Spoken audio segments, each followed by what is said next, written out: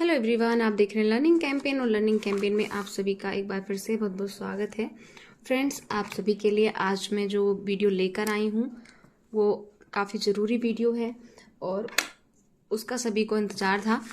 Friends, जितने भी आकलन हमारे जो योजनाएं चल रही हैं कक्षा 1 से लेकर 3 तक के लिए निपुण भारत मिशन के अनुसार, तो उसमें अब तक जितने भी आकलन हो चुके हैं उनमें मैं जो साप्ताहिक आकलन और शाब्दिक आकलन हुआ है, तो आज कक्षा 1 के लिए मैं भाषा के शाब्दिक आकलन प्लस साप्ताहिक आकलन सप्ताह 12 तक का पूरा डिटेल आप लोगों के लिए लेकर आई हूँ कि किस तरीके से मैंने प्रत्येक बच्चे का भरा है अपनी क्लास का और किस तरीके से टिप्पणीज वगैरह लिखी हैं। तो वीडियो को अंत तक ज़रूर देखिएगा और देखिएगा, आप इससे थोड़ा एक आइडिया ले सकते हैं। वैसे तो सबके बच्चे अलग होते हैं, सबका इस तरह अलग होता है, लेकिन आपको एक आइडिया ज़रूर हो जाएगा इससे।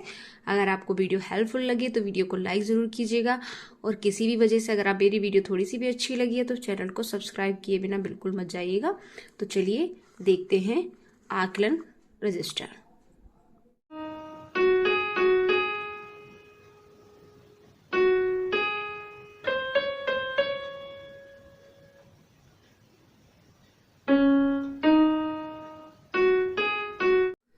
सो फ्रेंड्स, ये है मेरा साप्ताहिक आकलन रजिस्टर, जिस तरीके से ट्रैकर भी कह सकते हो एक तरीके से इसको, और अपना जो रिकॉर्ड हमें जिस तरीके से रखना है वो मैंने यहाँ पे बनाया है। तो इधर हम क्रम संख्या लिख लेंगे, इधर बच्चों के नाम लिखेंगे और उसके बाद में सप्ताह 1, सप्ताह 2, सप्ताह 3, यानी यहाँ पर कुल 8 सप्ताह तक का मैंने लिखा है, क्योंकि 9 सप्ताह में जो था वो हमारा शाब्दिक आकलन था।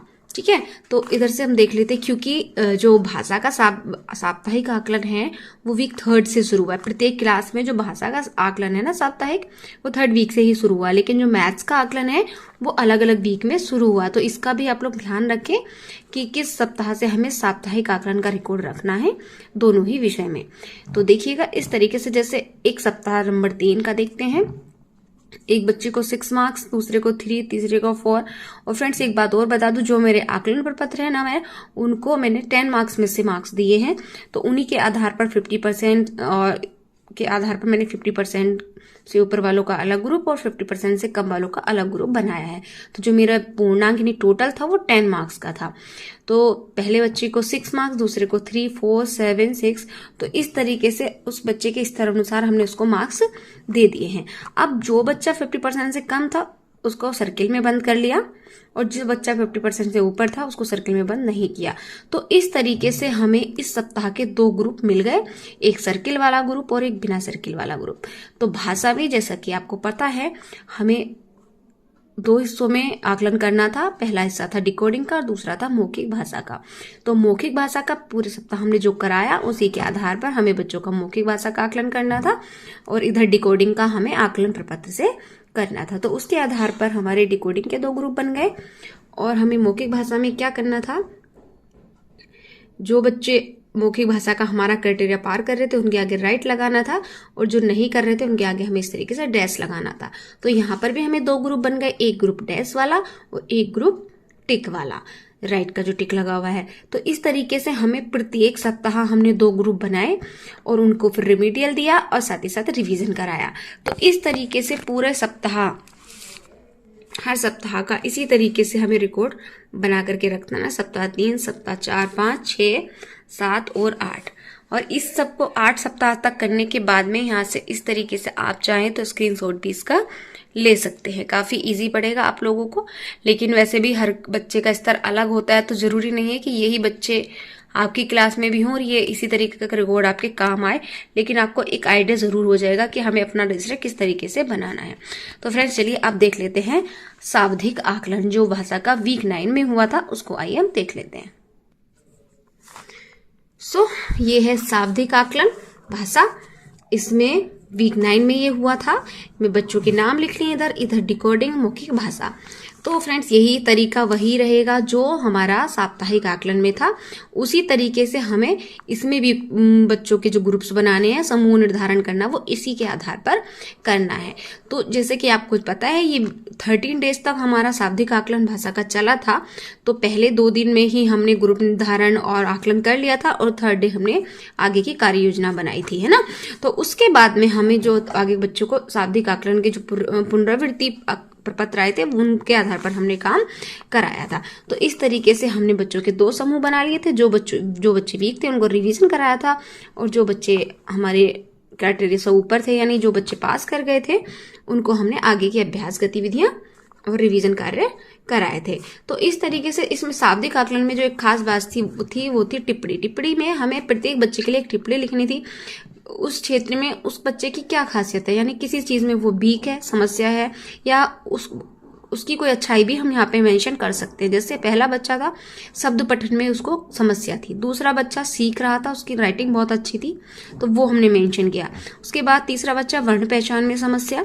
फोर्थ बच्चे को वर्ण पहचान है लेकिन पठन में भी अच्छी, वर्ण पहचान भी है और पठन में भी अच्छी है। और नेक्स्ट बच्चे को वर्ण पहचान में समस्या थी, और उससे नेक्स्ट बच्चा शब्द पढ़ पाते हैं, वर्ण पहचान नहीं है, शब्द पठन में समस्या है, वर्ण जोड़ने में समस्या है, लेखन में पठन में समस्या है, वर्ण पहचान में समस्या है, शब्द पठन में समस्या है, शब्द पढ़ लेते हैं। तो जो भी बच्चे की एक तरीके से पार्टिकुलर क्वालिटी है, क्वालिटी मतलब जो भी उसकी स्थिति है, उसको हमें ना इस टिप्पणी में मेंशन करना था। तो आप यहाँ से इस तरीके से देख सकते हैं, और अगर टिप्पणी के लिए आइडिया लेना चाहें तो आप मेरे इस रजिस्टर से आइडिया भी ले सकते हैं। तो देखिए इस तरीके से हमने बनाया था। तो फ्रेंड्स ये था हमारा वीक 9, और वीक 9 के बाद में वीक 10, वीक 11 और अब चल रहा है वीक 12। तो भाषा के 3 वीक हो चुके हैं, तो उनको हम किस तरीके से बनाए, तो उसका भी मैंने एक जुगाड़ निकाला है। चलिए दिखाती हूँ मैं आपको किस तरीके से आगे का रजिस्टर मैंने मेंटेन किया है। सो फ्रेंड्स ये देखिए यहाँ पर मैंने कुछ जुगाड़ किया है। अब जैसे यहाँ पर था, ये मैंने सप्ताह 8 तक का भर लिया था। अब 9, 10 मैं आगे लिखने जाऊं, मैंने गणित का बना लिया था तो जगह नहीं थी, तो एक पेपर मैंने इस तरीके से यहाँ पर पिनअप कर लिया है। और उसी के आगे मुझे बच्चों के नाम भी दोबारा नहीं लिखने पड़ेंगे, वही बच्चों के नाम आ जाएंगे। और इस पेज को हम उठा करके एडजस्टेबल भी है, चाहे तो हम नीचे का रिकॉर्ड दिखा सकते हैं और चाहे तो हम ऊपर का रिकॉर्ड दिखा सकते हैं। तो इससे आगे के वीक जो है मैंने यहाँ पर वीक 9 मैंने शाब्दिक आकलन वाला भी यहाँ पे नोट कर लिया है, जिससे मुझे आइडिया रहे कि कितने मार्क्स थे बच्चे के। उसके बाद सप्ताह 10, सप्ताह 11, सप्ताह 12। तो ये यहाँ तक, क्योंकि आज सेकेंड डे पे हमने वहां पे आकलन किया है भाषा का, तो साप्ताहिक आकलन, तो वो भी मैंने यहाँ पर मेंशन कर लिया है। और इसमें एक चीज का और ध्यान रखिए कि बच्चे की जो प्रोग्रेस है वो बढ़ती जानी चाहिए। कभी कभी होता है कम हो जाए, लेकिन आप इस चीज को ध्यान रखें। और इसके साथ अगर आप स्क्रीनशॉट लेना चाहते हैं तो ले सकते हैं। ये पूरा रजिस्टर है मेरा, और ये जुगाड़ से बनाया हुआ, देखिए इस तरीके से तीनों क्लासेस में मैं इसी तरीके से पेपर जोड़ के उस रजिस्टर को आगे बढ़ाऊंगी, क्योंकि अलग अलग लिखने पर हमें थोड़ी दिक्कत आएगी। शाब्दिक आकलन को हम जरूर अलग लिखेंगे, लेकिन आगे के जो भी जितने भी साप्ताहिक आकलन है वो मैं इसी तरीके से लिखने वाली हूँ। वीडियो अच्छा लगे तो लाइक। सो फ्रेंड्स ये आज कक्षा 1 का साप्ताहिक प्लस शाब्दिक आकलन का रजिस्टर मैंने आप लोगों को दिखा दिया है। अगर वीडियो आपको अच्छा लगा हो और किसी भी वजह से आपको मेरे चैनल की वीडियोस अच्छी लगती हो तो आप चैनल को सब्सक्राइब किए बिना बिल्कुल मत जाइएगा। मिलते हैं नेक्स्ट वीडियो में। खुश रहिए, स्वस्थ रहिए। जय हिंद, वंदे मातरम।